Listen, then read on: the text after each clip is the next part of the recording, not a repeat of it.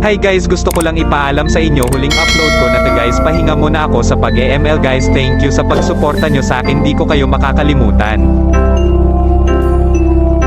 Alam nyo ba, habang tumatagal yung ML parang naging luma na guys, pa bago-bago yung update.